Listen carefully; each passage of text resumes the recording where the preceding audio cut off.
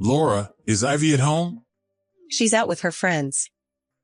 She's going to study at the library. Wow, that's commendable, even on a day off. When I was a kid, I used to play all day during holidays. Well, she's serious like me, you know. She's smart and truly a daughter to be proud of. But she's only in the 5th grade. I think it would be okay if she were a little more mischievous. Girls grow up faster, you know. They mature at a totally different speed than boys. Once she hits middle school, she'll probably start saying, "Dad, you're so uncool." Oh, I wouldn't like that. Come to think of it, I feel like my calls and messages with Ivy have been decreasing lately. She used to call me almost every day. It's been 2 years since you went to work alone in Nebraska. Well, it's just a matter of getting used to it. And you are coming home quite often. Often? Only during New Year's, the end of the year, and vacation, right? See, you are coming home quite often, and you take paid leave on Ivy's birthday and our wedding anniversary, don't you? Well, I should do at least that much. After all, I'm forced to work in a faraway place. I have to use my leave properly. Well, it would have been nice if we could live there too. It can't be helped. I was supposed to come back home anyway, and it would change Ivy's environment. She's having a good time surrounded by good friends. That's true. She might also apply to a private school, but your work assignment there will be over soon. That's the only thing I'm looking forward to. Laura, I've put you through a lot, huh? Thank you for maintaining our family while I'm away. What are you talking about? It's not over yet. Yeah, but still, I thought I should mention it anyway. Besides, Ivy is no longer a handful. It wasn't that hard. Well, I do get a little troubled when bugs show up. It takes time for both Ivy and me to get rid of them. So, the only time you miss me is when bugs appear? Just kidding. Oh, sorry. I need to get going soon. Huh? Going somewhere? Of course, I do have places to go. Are you going to stay home all day even though it's your day off, Tom? I don't have any shopping or anything today. You're going to leave Nebraska soon. Why don't you do some sightseeing or something? You have a car, so you can go many places. I'd like to go sightseeing with you all. You really can't stand being alone. No, it's not like that. I just think it's better to enjoy with my family. All right. I'm going out now. Okay, take care. Hey, Laura. Has anything happened to Ivy? Huh? Why do you ask? When I texted Ivy today saying I'd call her tonight, she said she didn't want to talk to me. She's finally hit puberty. What? Already? Isn't it supposed to start in middle school? Or rather, that's too sudden. Girls tend to grow up faster in many ways. I told you before. Is that so? There's really nothing wrong, right? Nothing's wrong. She's just as usual. I did feel our interactions have been decreasing a bit recently, but I never thought I'd be outright rejected. I'm feeling incredibly lonely. Most girls tend to harbor a dislike towards their fathers. It can't be helped. Really? I wonder if I did something wrong that hurt her feelings. You can't do such a thing while living apart. Or maybe your contacts were too annoying? I don't think I've been that persistent. Well, it's just that time of her life. It's a normal part of growing up. You don't have to overthink. It's so hard not to see her until Thanksgiving in this situation. Tom, you do know that Ivy is already in 5th grade, right? You shouldn't fuss over her too much. She's still in 5th grade, though, and I'm not fussing over her. I've only been calling once a week. Once a week seems quite often to me. I enjoyed playing games with her over the phone. Maybe she has a crush on someone. A crush? No way. She's still in elementary school. That's way too early. Not at all. It's perfectly normal. The county fair will be held soon. I'm sure she'll enjoy a little summer romance this year. Please stop. I don't want to hear about it. Aren't you happy that your daughter is growing up? I'm happy about her growth, but in my mind, she is still a cute little angel. I worry about what the future holds after seeing your reaction. She might start giving you the cold shoulder when you come back. You better be prepared. Somehow, I'm having a strong pain in my stomach. You need to let go a bit. This is a good chance since you're away. If you act as usual, she'll come back around. Is that so? Yes, that's how it is. There's really nothing wrong, right? Nothing, so relax. Okay, I understand. I'll refrain from calling her for a while. Yeah, do that. I'll try to find out, too. No, that's fine. If she noticed, she might dislike me even more. Really? Then I won't ask her anything. Yeah, I'll get back to work. All right, good luck with your work. Girls are bound to change. Don't get too down about it. Tom, long time no see. Are you still working away from home? Yeah, I am. But I'll go back home within half a year. So I'm looking forward to that. Although I'm a bit hesitant. Hesitant? Listen to me, Carl. My daughter has finally hit puberty. She told me the other day that she didn't want to talk to me over the phone. For a dad who adores his daughter like you, that's a huge problem, isn't it? Yeah, it is. That's why I'm frantically reading all kinds of books on how not to be disliked by one's daughter. Come to think of it, my sister was like that too. When she was in middle school, she used to say things like, "Don't wash my laundry with dads."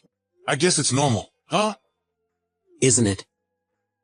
But my younger sister wasn't like that, so I guess it depends on the kid. I see. But more than that, I wanted to ask you something. Is your daughter okay? She was rushed to the hospital, wasn't she? Huh? Hospital? I heard she was brought to the hospital where my wife works. She's got a pretty bad injury, right? What? Ivy got injured? Yeah. Did it happen yesterday? No, the day before? She's in the hospital after the accident, right? What are you talking about? My daughter didn't have an accident. Tom. Are you okay? You're not escaping from reality or something, are you? No, it's not her for sure. I haven't heard any such news. I talked to Laura yesterday as usual. There's no way she wouldn't tell me if Ivy had an accident, right? Well, that's true. But my wife said it was indeed your daughter. She has a great memory. And we went camping together 3 years ago, remember? So I don't think she's mistaken. Is Ivy really in the hospital? Yeah, I think that's for sure. Then why didn't Laura tell me? Huh, she should tell me, right? I don't know why she didn't tell you. But in most cases, wouldn't it be because she didn't want you to know? Hold on, I'll call her again. Okay. You said it was an accident, right? Yeah, my wife doesn't seem to know the details. But it seems she was involved in a traffic accident and was brought in late at night. Late at night? Is she okay? Is she conscious? Sorry. I didn't ask about that. I'm going back home right now. Please let me know when you find out more. Got it. If you're driving home, don't rush. It wouldn't be funny if you had an accident too. I'll do anything necessary, so let me know if there's anything else I can do. Tom, I haven't heard from you for several days. Are you okay? You're alive, right? Yes, I am. Good to hear that. You used to contact me at least once a day. I was worried when you suddenly stopped calling me. Were you down because of Ivy? Yes, that's right. You really do take things seriously when it comes to Ivy. This is the situation. It's serious. You're overreacting. Rejecting their father is like a rite of passage for girls. What I'm talking about is her accident. What? She was in an accident and was taken to the hospital in the middle of the night, right? How did you know? A friend's wife works at the hospital. You know, Carl's. We went camping together before, remember? Now that you mention it, she did say she was a nurse. So why didn't you tell me? I'm sorry. I didn't want to worry you, Tom. You were already upset about being unable to call her, right? I thought if I told you about the accident, you would rush home.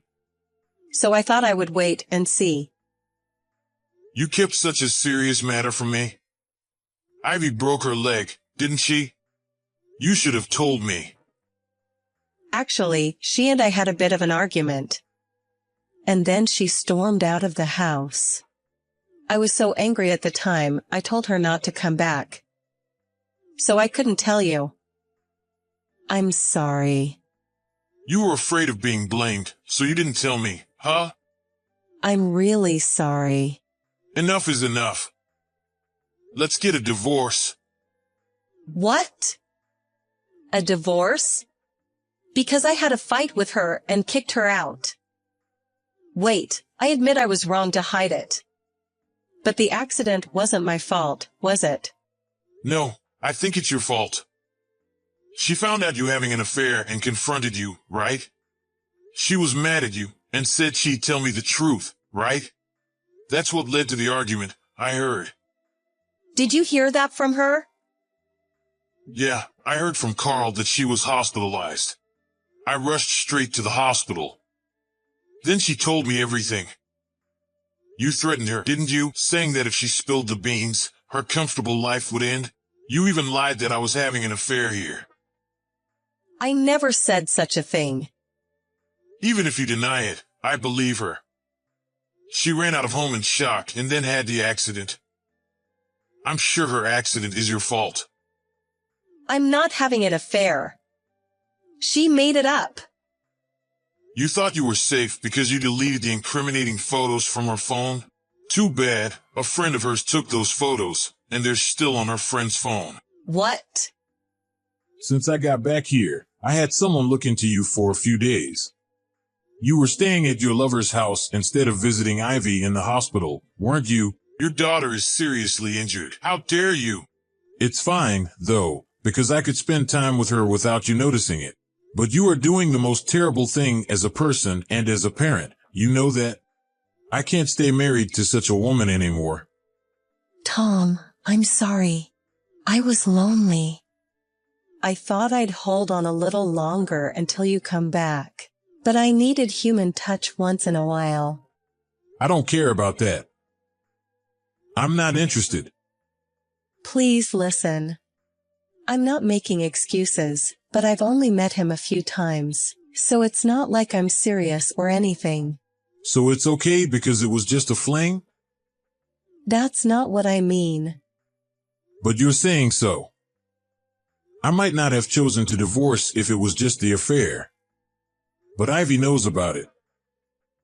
And you're the one who drove her to the edge, right? I am sorry. I do appreciate that you took care of the household chores and looked after my daughter while I was away, but we can't live together anymore. You also lied, saying you've only met the guy a few times. I caught him and read your messages. It's been more than 6 months, hasn't it? Tom, please forgive me. I was panicking too. I never thought Ivy would catch me cheating. I swear I'll never do it again. I'll make up for it in any way I can. Please, just don't divorce me. If Ivy hadn't found out and there hadn't been an accident, I would have considered it. But I can't anymore. I don't think she needs a mother who puts her in this situation. I'll apologize to her too. She said she doesn't want to see you ever again. You betrayed your family and even lied about me having an affair. She said you're not her mom anymore. I'm sorry. I was really stupid. Please forgive me. Please. If you were truly sorry, you'd be by Ivy's side taking care of her. I don't recall marrying someone who would meet another man while our daughter was suffering. The one who changed wasn't her, it was you. We then talked about the way forward with both sets of parents. Everyone but my wife was against our divorce. She reluctantly signed the divorce paper and was immediately taken away by her parents. Thanks to Ivy's strong preference, I was awarded full custody. Laura's lover was someone from her part-time job. I heard she ended up in a relationship after going out for drinks and started meeting frequently. Ivy discovered the affair when she came home early from hanging out with friends and saw her mother getting out of his car. She felt something was off and decided to investigate. It was just fun and games, like playing detective at first. So when she actually saw her mother cheating, she was too shocked to move. One of her friends took a picture for her, she explained to me through tears. When her mother told her I was cheating too, she could find no place to return to. I can never forgive my ex-wife for what she's done to Ivy. After her parents took her away, she was kicked out of their house. She occasionally contacts me saying she has no one to turn to and can't survive without any job. But I couldn't care less what happens to her, and I have no intention of helping her. What she did to us was that terrible. Unless she bothers Ivy, I have no interest in whatever sort of life she leads. Half a year has passed since then, and Ivy's injuries have healed. I immediately stopped working away from home, and moved in with Ivy. With my family's and her friends' support, she is a cheerful girl again. I get home as early as possible and spend more quality time with her. While it's hard to completely erase the sadness, I'm determined to create lots of happy memories from now on to heal her wounded feelings, and to clearly show her that there is love that will never betray her.